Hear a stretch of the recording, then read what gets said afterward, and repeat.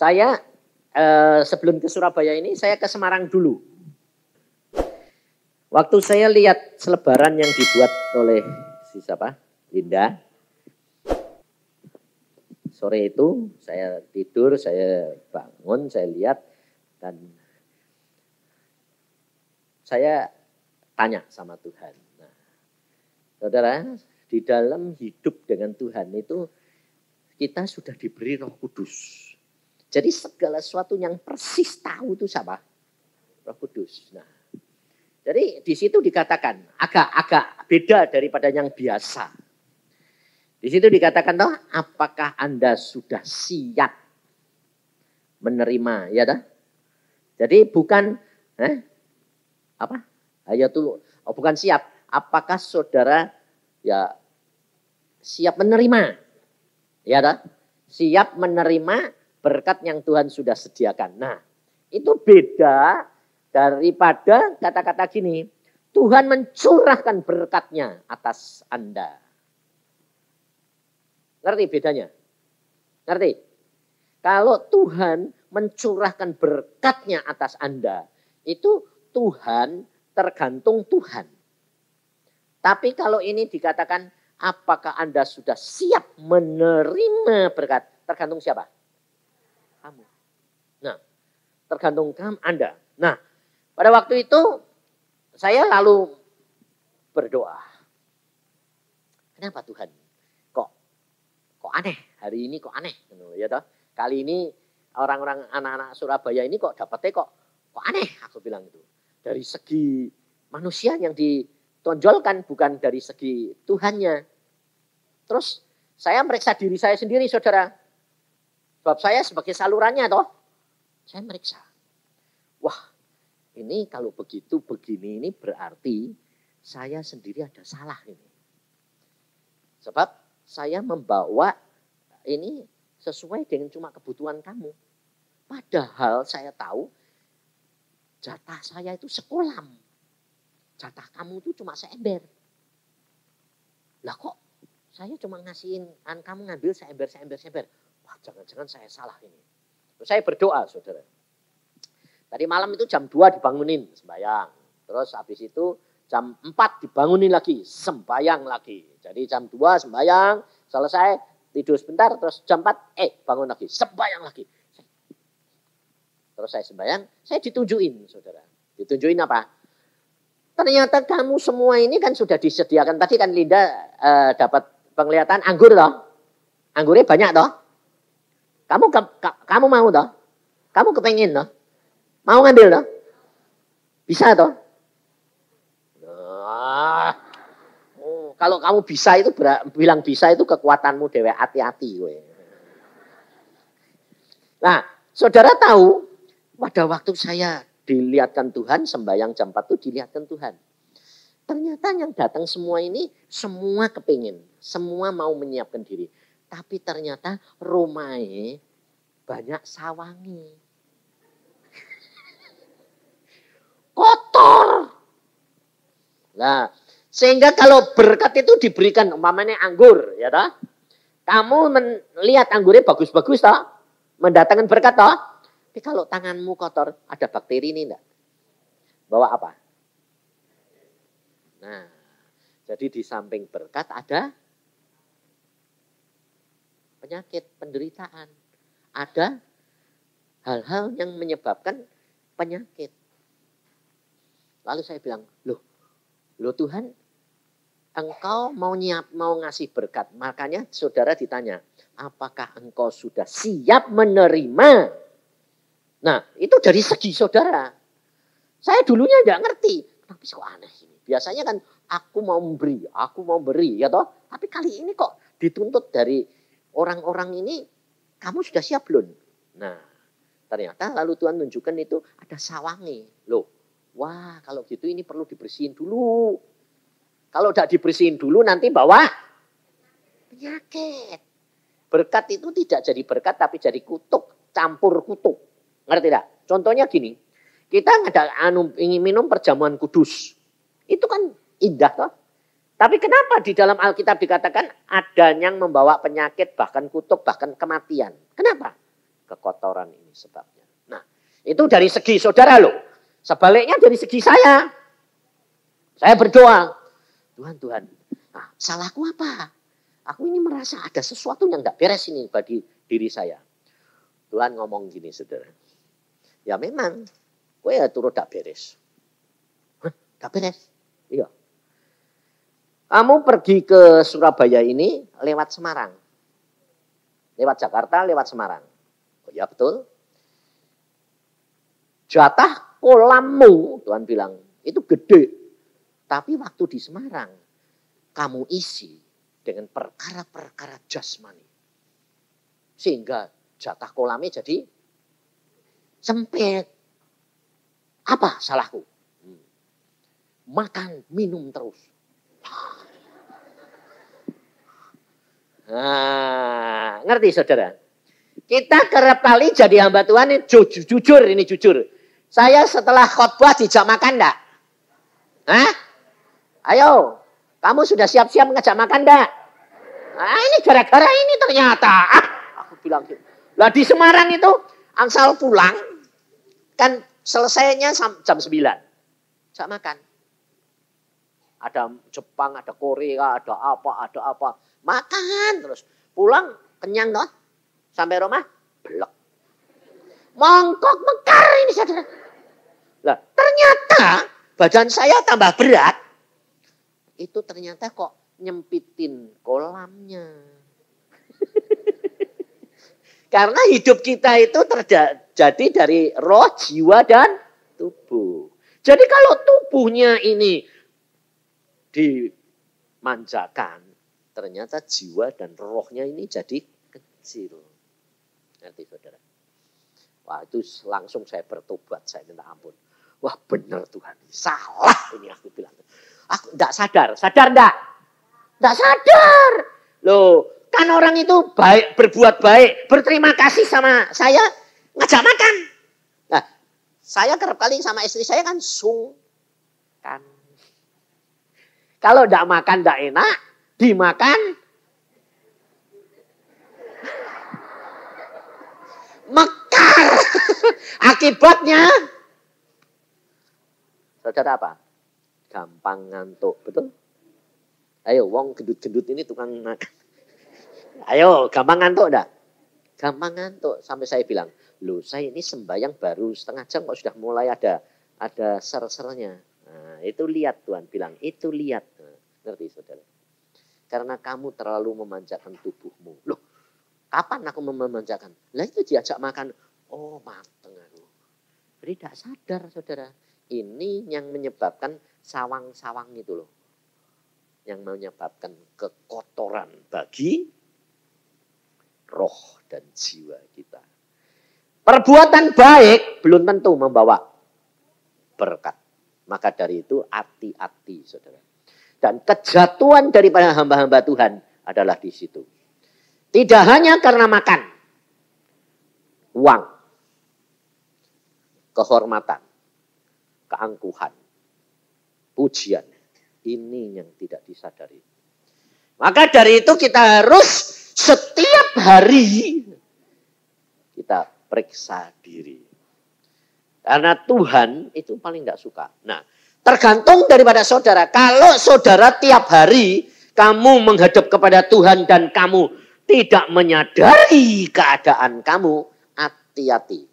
Itu tandanya kamu kepekaanmu sudah mulai kurang. Dan berarti hubunganmu dengan Tuhan mulai kurang, renggang.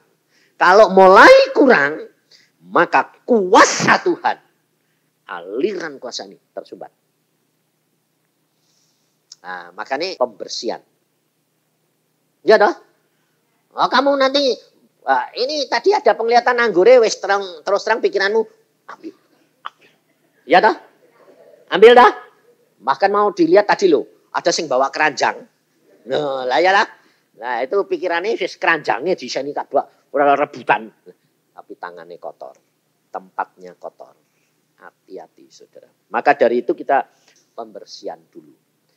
Maka engkau nanti akan menerima itu sungguh-sungguh menjadi berkat buat engkau dan saya. Luar biasa anugerahnya itu. Jadi tidak usah khawatir. Yang bersihin bukan saya loh. Jangan kamu bilang, ya kalau gitu tolong bersihin dong. Doain dong. Awas. Itu juga salah satu prinsip yang salah. Tuhan mau pribadi demi pribadi. Langsung sama Tuhan.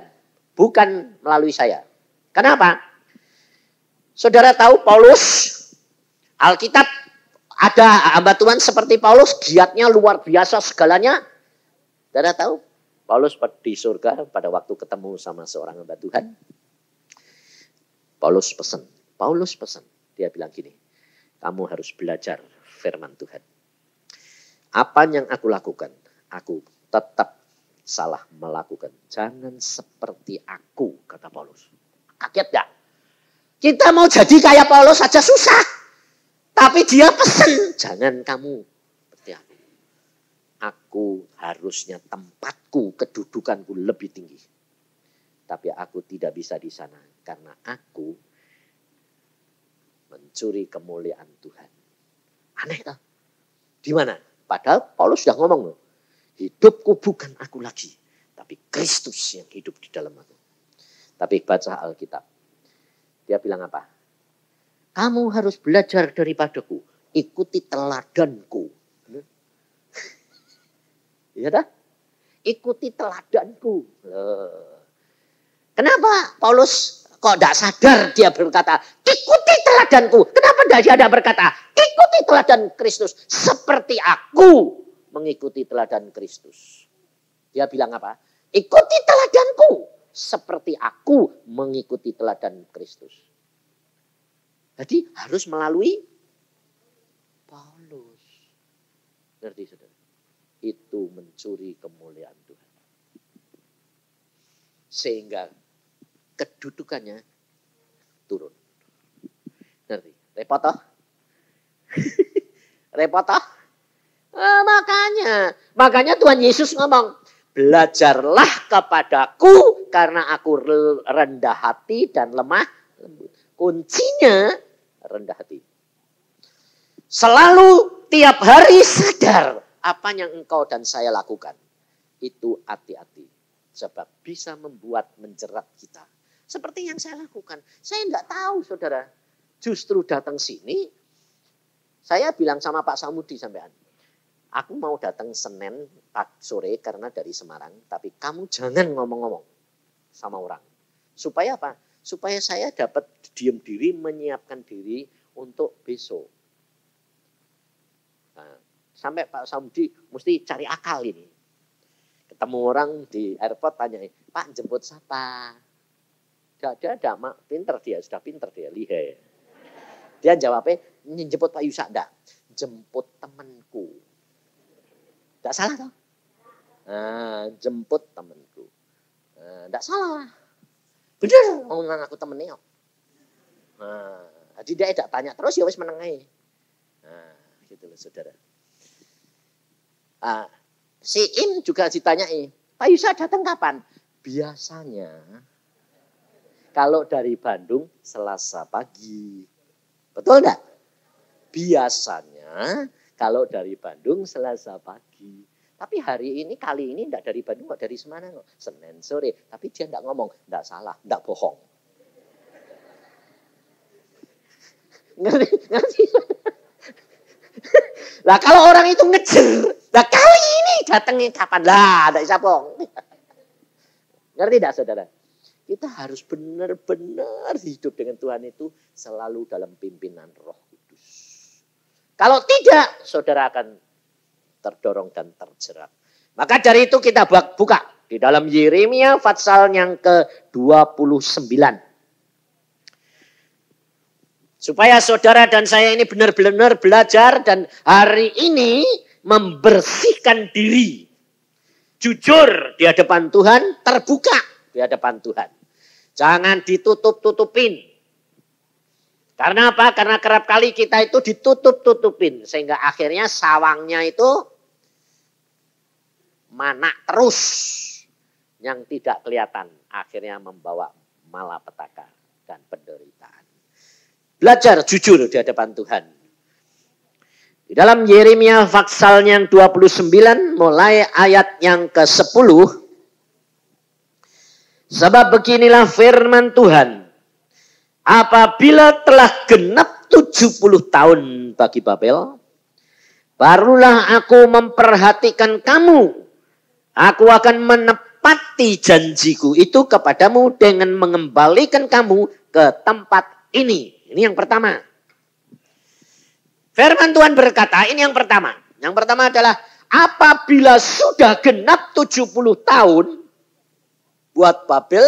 Nah, ini pembuangan orang Israel dari Yerusalem, dari Yehuda dibuang ke Babel. Saudara, di sini kita belajar justru bangsa Israel yang dibuang ke Babel itu adalah buah ara yang bagus. Aneh lah. Yang tetap tinggal di Yerusalem itu buah ara yang busuk. Kata Tuhan. Sebab firman Tuhan jelas mengatakan. Makanya itu kita belajar. Di dalam ayat yang ke-17. Beginilah firman Tuhan semesta alam. Sesungguhnya aku akan mengirim pedang, kelaparan, penyakit sampar di antara mereka. Dan aku akan membuat mereka seperti buah aren yang busuk dan demikian jeleknya sehingga tidak dapat dimakan. Aku akan mengejar mereka dengan pedang, kelaparan dan penyakit sampar. Dan aku akan membuat mereka menjadi kengerian dari segala kerajaan di bumi. Menjadi kutuk kedahsyatan, suitan dan aib di antara segala bangsa. Kemana mereka kucerai beraikan. Jadi saudara perhatikan. Kita kerap kali pandangan kita, pikiran kita. Bahwa kalau bangsa yang terusir dari tempatnya. Itu adalah bangsa yang terkutuk. Demikian juga saudara di dalam kehidupan sehari-hari. Kadang-kadang saudara di dalam keluarga, saudara merasa tidak dihargai, saudara merasa terusir, saudara merasa tertolak. Itu belum tentu bangsa yang terbuang. Ini saya alami sendiri. Saya itu dengan ayah saya, kalau ngomong selalu ribut. Sampai ibu saya pernah mengatakan, sudah jangan ngomong sama bapakmu. Lah saya sendiri tidak ngerti. Kok kles kalau mbak papa. Padahal wajah saya ini memper papa loh ya. Bapakku sama saya itu persis. Cuma bedanya dia putih, aku hitam. Lah hitamku bukan salahku. Wong aku dilahirkan hitam. Lah kenapa kok dilahirkan hitam? Lah di dalam perut makani obat keras terus mau digugurin no. Sehingga keluar kayak nurit. Wong gosong. Wong dimakani obat tradisional kini apa saja dimasukin sama mama supaya gugur. Nah, jadi keluarnya hitam. Sehingga saudara tahu, dari sejak kecil saya tidak diajak oleh ayah saya. Kenapa? Kalau pernah papa ngejak ketemu temennya, "Loh itu anaknya sopo?" Terus dia bilang, "Oh itu anaknya pembantumu yo." Nah, sejak itu saya tidak pernah diajak. Kenapa? Dicurigai papa main sama pembantu nih. Sejak itu dia tidak pernah ngajak saya. Yang diajak adik saya. Sebab adik saya putih. Saya hitam. Ngerti saudara? Sehingga dari kecil saya merasa tertolak. Umur 10 tahun saya sudah tidak tidur dengan saudara-saudara dan ayah ibu saya. Tidurnya sama siapa? Pembantu. Aneh enggak? Tapi aneh juga. Aneh apa? Saya kok tidak merasa dibuang, ditolak. Karena saya merasa apa? Kenapa saya harus tidur sama pembantu-pembantu? Karena saya mesti bangun pagi jam 4. Umur 10 tahun loh. Ngurusi sapi.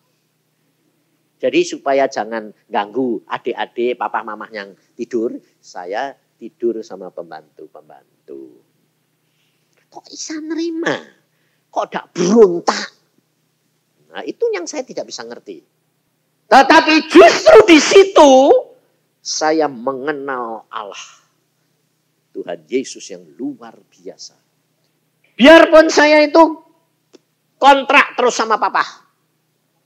Tapi saya tidak pernah mengatakan gini. Kenapa aku begini? Kenapa begini? Nah, Saya merasa, mengapa kok aku mesti ribut dengan papa? Kok tidak bisa klop kenapa? Ternyata itu akibat daripada ditolak dari dalam kandungan. Roh penolakan itu ada. Nah, maka dari itu ibu-ibu ini harus cepat bertobat. Sebab itu salah satu kekotoran sawang-sawang itu salah satunya itu. Kenapa anak-anak dan saudara ini punya watak selalu menjadi pemberontak? Salah satu sebab adalah di dalam kandungan kamu ditolak. Tetapi pada waktu saya ketemu Tuhan Yesus, umur 12, saya justru dirubah Tuhan. Dirubahnya apa? Kamu harus mengucap syukur kepada ayahmu dan ibumu. Loh, kamu kaget. Loh kenapa? Tuhan, justru kamu ditolak. Kamu dibuang di tempat sampah. Aku lewat, aku nemu kamu. Jadi kalau kamu tidak dibuang, aku tahu kamu sudah diurusi sama bapak ibumu, tidak tak ambil. Karena justru kamu dibuang, tak temu. Aku sih ngurusi kamu. Enak diurusi Yesus atau enak diurusi bapak ibu nih. Nah, setelah ngerti mau dah. Mau dah. Tapi waktu udah ngerti, marah-marah be orang tua nih dah. Nah, iya, bertobat. Saya pada waktu itu langsung bertobat. Saya bilang, wah betul terima kasih. Sejak itu saya sama papa, oh ya terima kasih pak. Kalau bertentangan untung buat tolak. Tidak marah-marah tapi malah ucap syukur. Untung buat tolak pak. Tidak buat tolak aku tidak ketemu Tuhan Yesus. Loh, jadi aku punya bapak lebih luar biasa. Nyata lagi. Saudara, sejak itu Tuhan menjadi pembelaku. Akhirnya papa dikasih tahu Tuhan Yesus. Dikasih tahu apa? Satu saat waktu aku sudah jadi hamba Tuhan, sudah gede ini, sudah. Tuhan bilang gini, kamu harus belajar seperti hambaku Yusak. Kaget papaku waktu sembahyang dikasih tahu. Pikirnya orang bakal daerah punya pikiran belajar be anaknya, enggak mungkin toh ya. Wong tua tuh selalu kan pokoknya yang bener. Makanya orang tua-tua ini loh, bertobat. Tidak bertobat rugi gue nanti. Sebabnya apa? Sebabnya itu nanti sama dengan Paulus mengambil kedudukan Tuhan. Jatahmu di surga turun, rugi gue. Bertobat dok ini lumayan, gue bisa naik. Makanya saya terhadap anak-anak tuh selalu menghargai dan saya belajar. Nah, waktu ayah tanya, Yusak yang mana? Bayangin. Lalu dia berkata, mana ada orang zaman sekarang punya iman kayak Abraham. Tuhan berkata, ada. Yusak, kamu harus belajar dari dia. Lalu dia berkata, Yusak yang mana? Lalu Tuhan berkata, anakmu. Gimde. Terus dia tanya gini, mengapa? Terus tunjuki Tuhan, lihat hidup anakmu. Gini. Oh ya. Sejak itu, enggak pernah bantah saya. Gantian, dia enggak bantah. Loh, bukan saya yang bantah. Aku sudah enggak bantah kok. Ya toh? Sekarang dia tidak boleh bantah. Loh, caranya lalu ketemu sama saya bilang, bagaimana Pak? Baik. Terus saya ajak ngomong, loh Pak, kamu sekarang kalau ngomong kok enggak tanya, enggak jebak. Kok kamu sekarang menurut kamu bagaimana? Loh, kok aneh aku bilang. Kok bisa berubah gitu loh. Wong berat enggak pernah dulu bilang menurut kowe piye. Oh, itu salah satu laki-laki atau perempuan yang gengsi.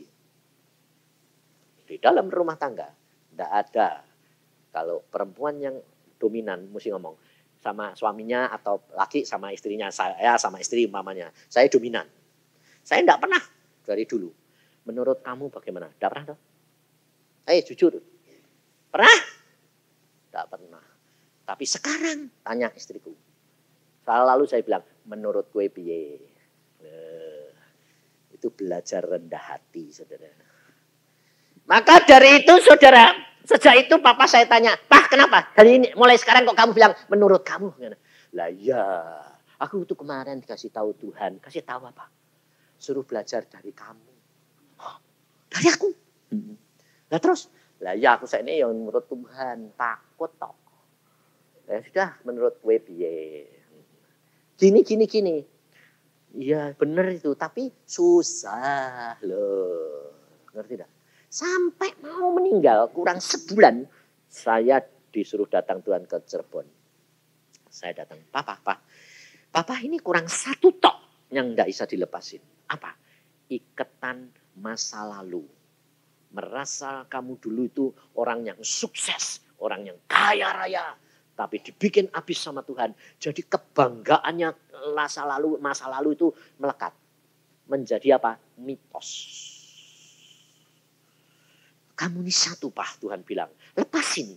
Itu gara-gara ikatan mata duitan. Jadi pernah jadi orang kaya, bangga, sekarang enggak punya. Jadi itu ikatan itu enggak bisa lepas. Saya bilang, itu lepasin Pak. Terus dia bilang apa? Ya betul, itu betul. Tapi susah. Saudara tahu apa akibatnya? Tuhan sudah memberikan jalan keluar. Tuhan sudah memberitahukan kelemahannya. Tuhan sudah menyediakan anggur yang manis. Tapi dia tidak bisa mencapainya. Kenapa? Tidak mau dan tidak mampu melepaskan. Akhirnya Tuhan memberikan jalan keluar. Tuhan beritahukan kepada saya. Waktu ayahmu sudah dekat dan sudah hampir habis. Hanya ada satu jalan buat ayahmu untuk melepaskan itu. 2 minggu kemudian piansui. Padahal habis periksa dokter. Semuanya bagus. Papa itu sampai mau mati itu sehat. Seger. Dokter bilang, semua bagus Om. Besok bangun. Lumpuh. Waktu saya ditelepon, Papa lumpuh. Saya tanya, Tuhan apa mau? Ini jalan satu-satunya. Setelah ini pulang.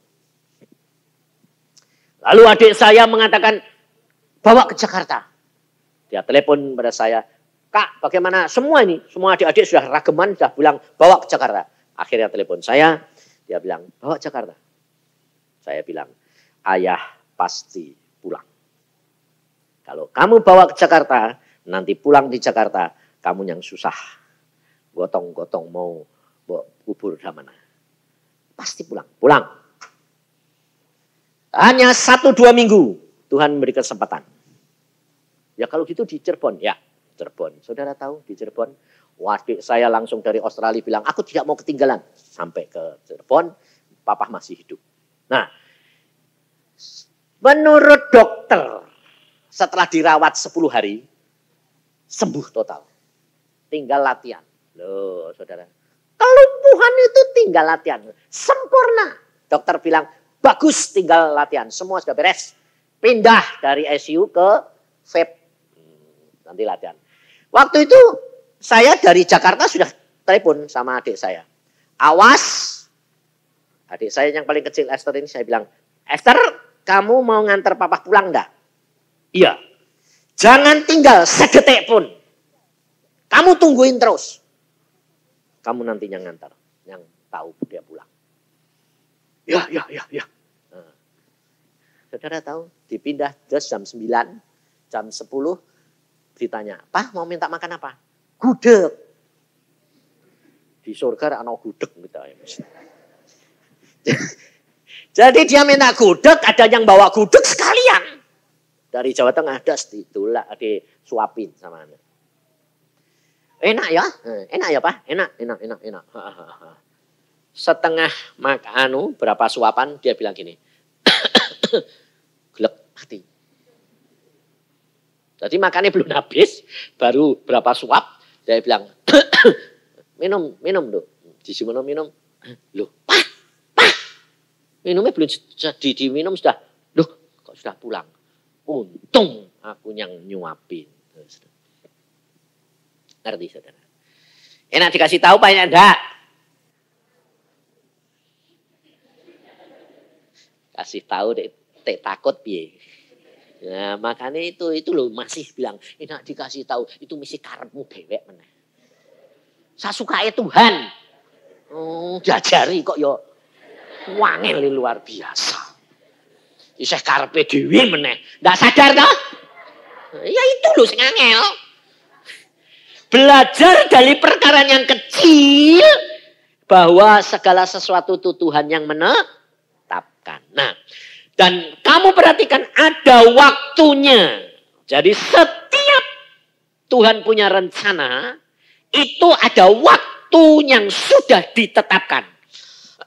Bangsa Israel dibuang ke Babel 70 tahun.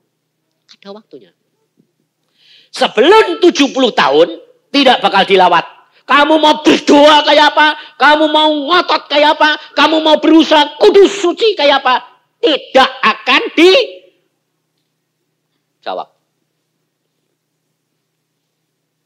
Maka dari itu yang dipentingkan adalah apa?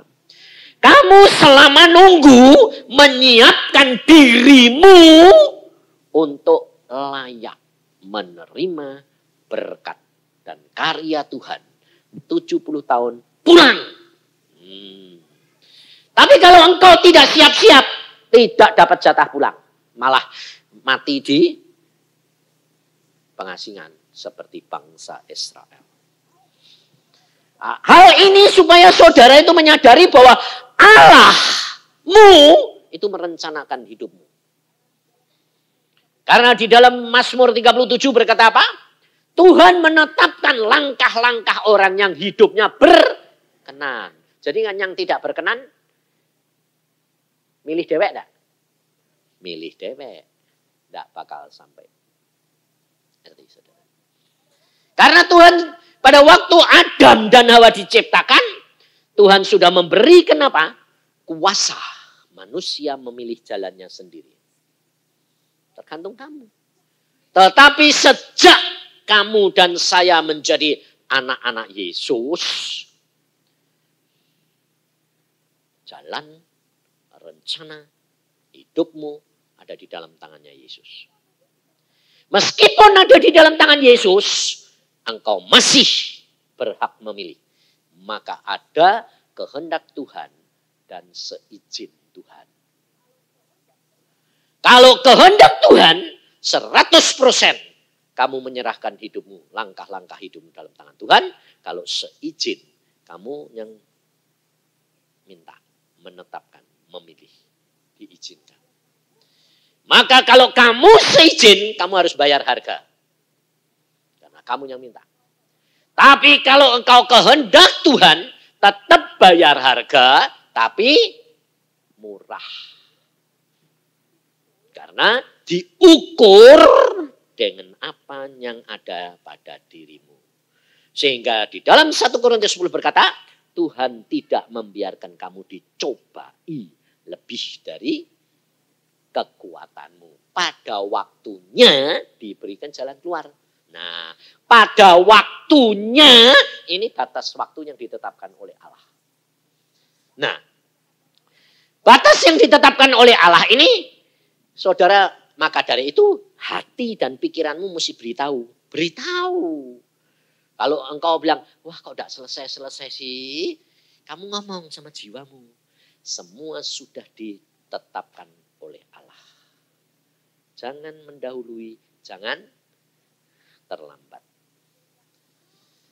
Sehingga engkau mempunyai kepercayaan kepada Tuhan tidak luntur. Sebab hal-hal yang ini, yang dari luar ini, yang menyebabkan luntur. Imanmu jadi rontok. Kenapa? Kepencet.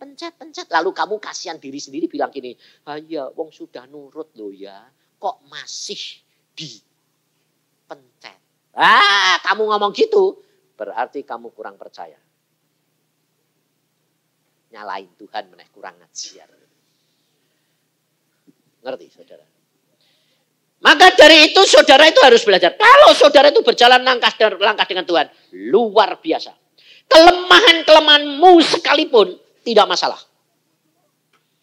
Kamu bodoh, Tuhan bisa membuat kamu pintar.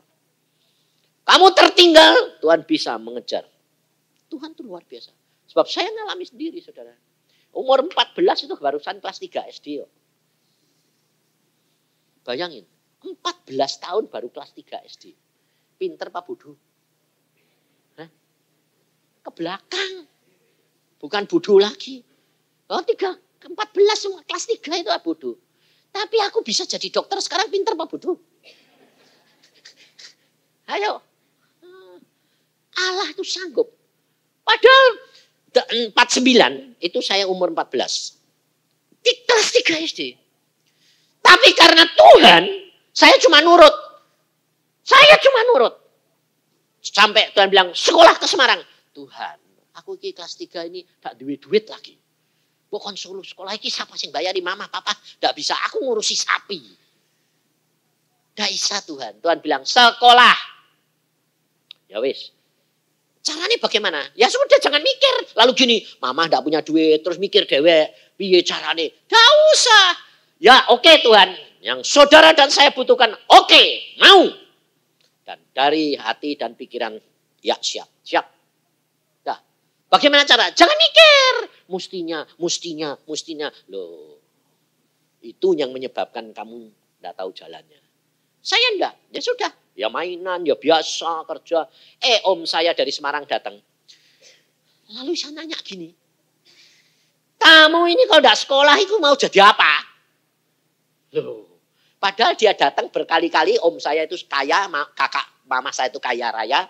Kalau datang pakai mobil, dia bilang berkali-kali datang, enggak pernah.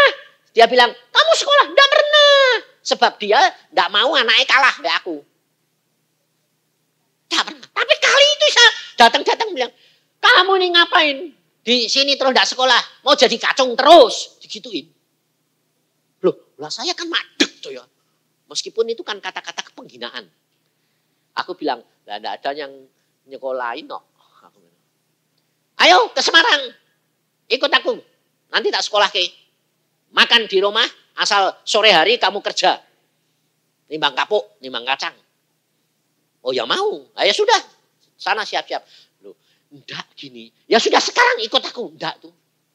Bab dia yang punya mobil. Ya sudah kalau gitu kamu Semarang. Saudara tahu saya naik andong. Dari Jepara 80 kilo ke Semarang. Dari jam 4 pagi sampai Semarang jam 8 malam. Aku ngandong. Kudanya etek. Kadang-kadang mbak jalannya cepet jalan. Nah, andongnya itu enggak satu jalannya mati. Enggak, dari Jepara ke Cangaan, pindah andong. Dari Cangaan ke Mayong, pindah andong.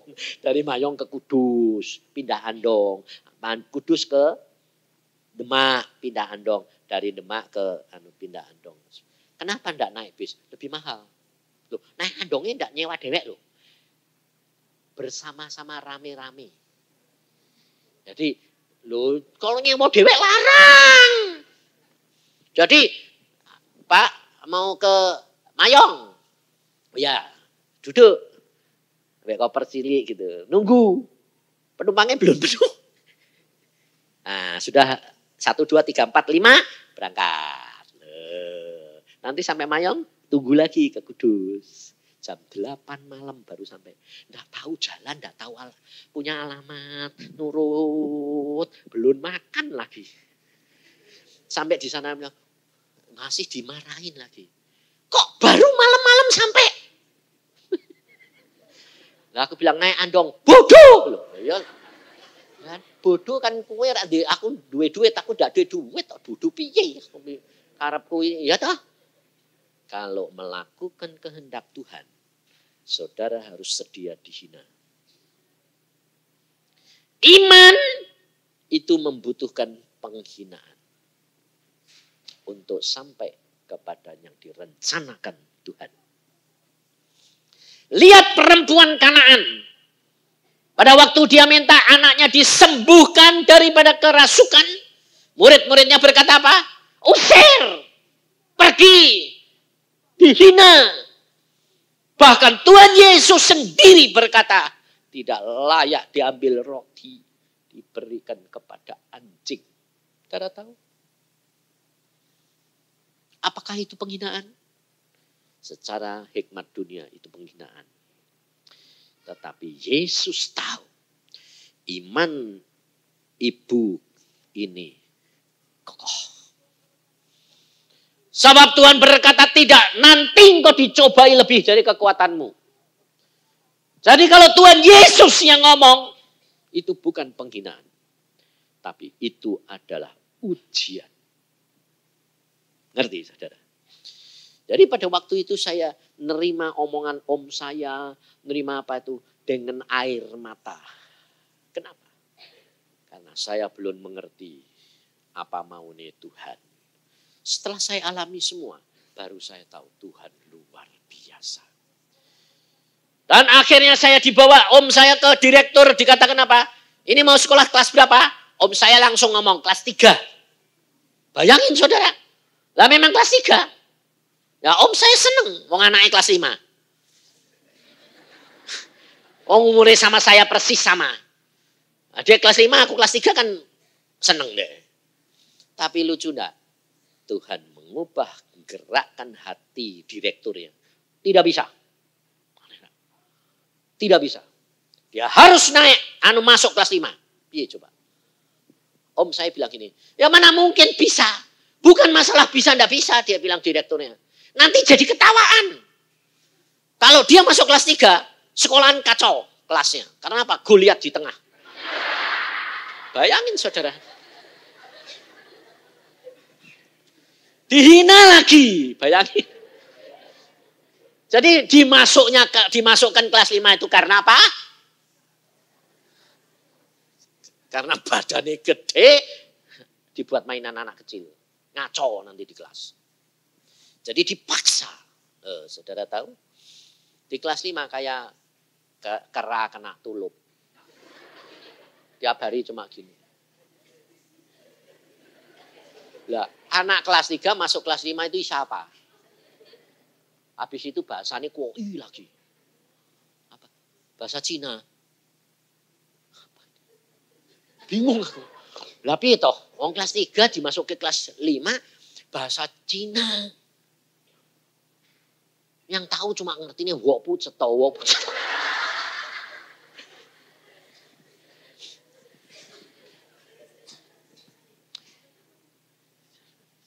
Ngerti saudara? Dan makanan saya hari demi hari adalah penghinaan. Bodoh, tolol. Bayang. Tapi aneh saya bilang. Ada kuasa yang melapisi saya tidak minder. Begitu itu tidak bisa. Rasanya kok malah gini. Aku kelas 3 kok bisa masuk kelas 5 ya.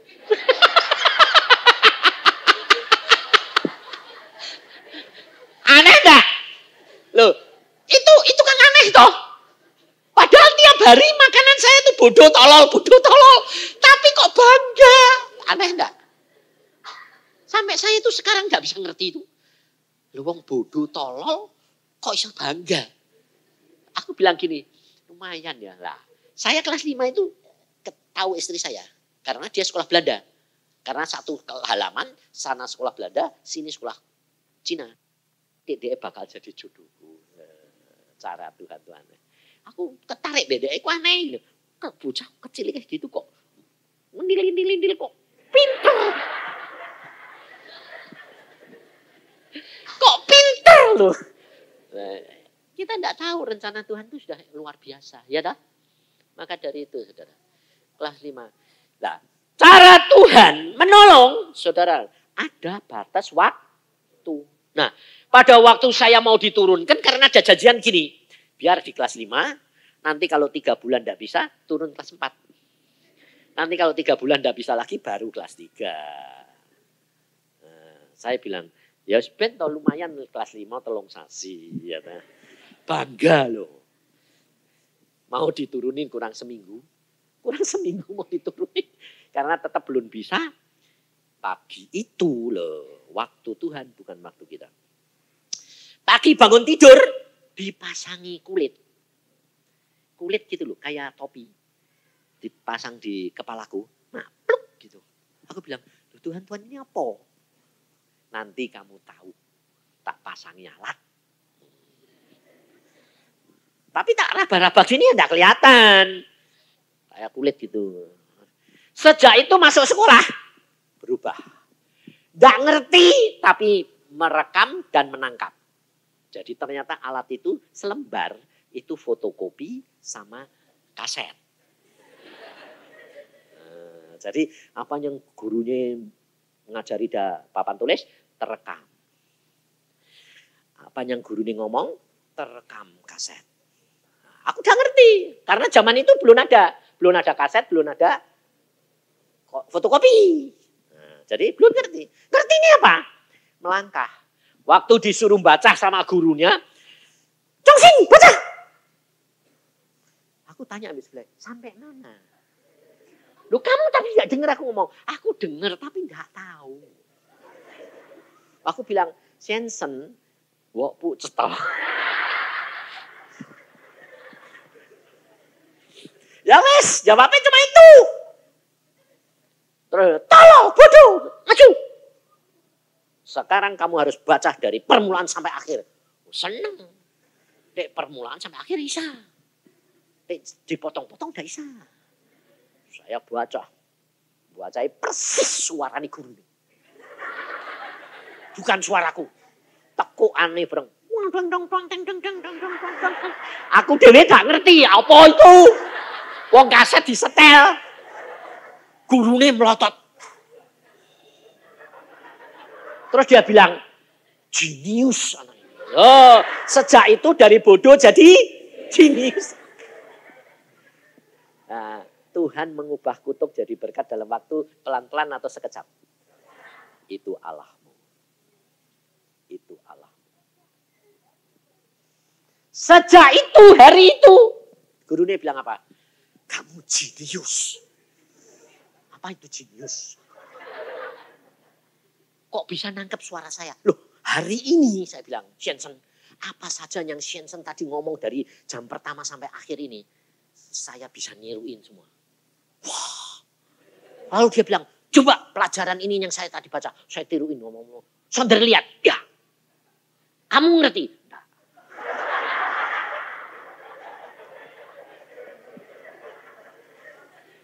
Loh, kamu gak ngerti? Nah. Nah terus yang saya tulis di papan tulis, saya tahu. Tapi gak ngerti. Wah, jenius. Belum ada anak yang punya otak kayak kamu. Lah dari dulu kok gak bisa? Loh udah baru tadi pagi yo. Loh dari pagi kenapa? Gak tahu, saya dipasangi kulit gitu loh. Tapi gak kelihatan tuh. Gak ada. Nanti pulang ikut saya ya. Kenapa? Tak ajari. Makan di rumah saya. Oh saya tiap hari 2 jam. Makan, habis makan diajari. Dibacain semua. Semua pelajaran dari A sampai Z dibacain. Langsung nempel. Oh, direkam. Bayangin dalam hari-hari itu saudara tahu semua terekam. Waktu ulangan dia bilang, ini ulangan semua sudah saya pelajarkan 10. Tapi kalau angkanya dirubah 0. Jadi 3 diganti 2. Umpamanya 3 tambah 2 7. 3 tambah 1 berapa? Dirubah 0.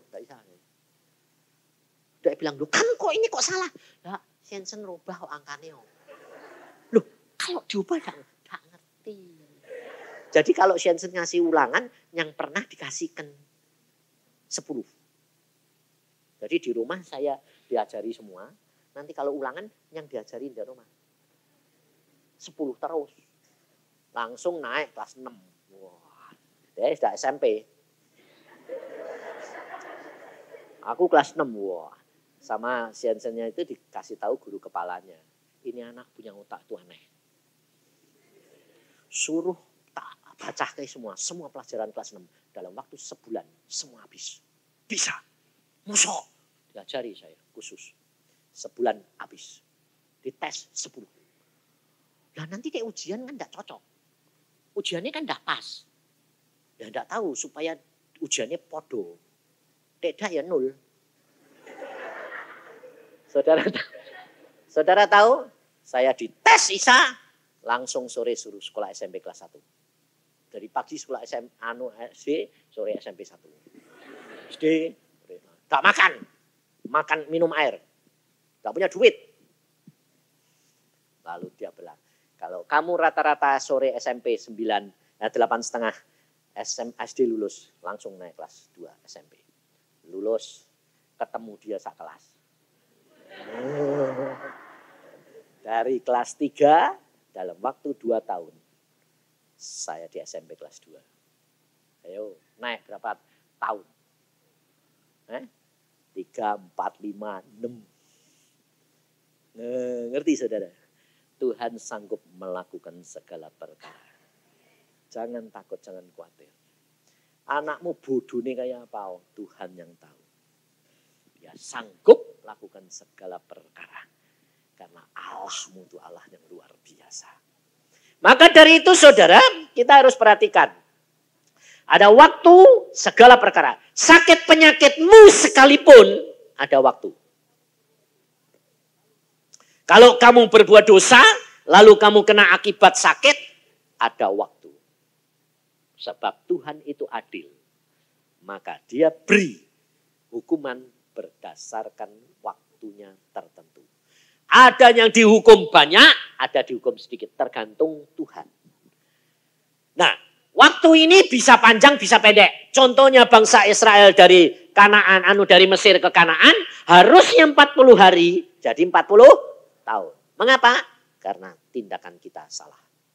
Panjang, memanjang. Gerutu, menyalahkan Tuhan, ngomel, mengeluh, tidak ada air, tidak ada roti, kepingin ingat masa lampau, ingat ayah saya. Masa lampau, kebanggaan masa lampau tidak pernah ditinggalkan. Tuhan berkata, itu ikatan dan itu dosa. Harus dilepaskan, bayar harganya. Daripada nanti masuk neraka. Maka dari itu saudara harus perhatikan. Tuhan mau supaya saudara dan saya berbuah roh, itu adalah perbaikan watak. Sebab orang masuk surga dan mendapatkan jatah yang komplit adalah berbuah. Makanya Tuhan berkata apa? Hendaklah engkau berbuah lebat. Bukan saudara karunia. Bukan saudara dipakai Tuhan luar biasa. Tapi apakah engkau berbuah atau tidak? Saudara dipakai Tuhan. Tapi saudara harus ngalami apa yang engkau dan saya ajarkan. Kalau tidak, orang lain masuk, kamu ketinggalan. Jadi calo surga. Dan ada hamba-hamba Tuhan sekarang ada di alam maut. Karena mereka, Tuhan berkata begini. Seorang anak Tuhan dilihatkan, loh Tuhan itu kan hambamu. Ini kan hambamu besar, ini kan hambamu besar. Kenapa di alam maut? Tuhan berkata, mereka hanya bisa mengajar, tapi tidak dapat melakukan. Kasihan dong Tuhan, itu upah yang dia dapat. Karena selama dia di dalam dunia, dia sudah mendapat upahnya. Dipuji, disenangi, dan disenangkan. Tetapi dia tidak mendapat apa-apa di sini. Bahkan di alam maut bagiannya. Hati-hati saudara. Engkau sendiri yang tetap menguasai hati pikiran kami. Sehingga mulut kami, telinga kami, mata kami tetap tertuju hanya kepadamu. Supaya nanti pembersihan hari ini benar-benar bersih. Dan engkau ingatkan apa yang ada di dalam diri kami yang belum bersih. Yang perlu dibersihkan. Kami mau Tuhan. Karena kami mau rendah hati dan lemah lembut mau dibentuk. Supaya kami jangan ketinggalan. Dan kami dapat meraih berkat yang kau sudah sediakan hari-hari ini. Terima kasih Bapa. Dalam Tuhan Yesus kami mengucap syukur dan percaya. Amin.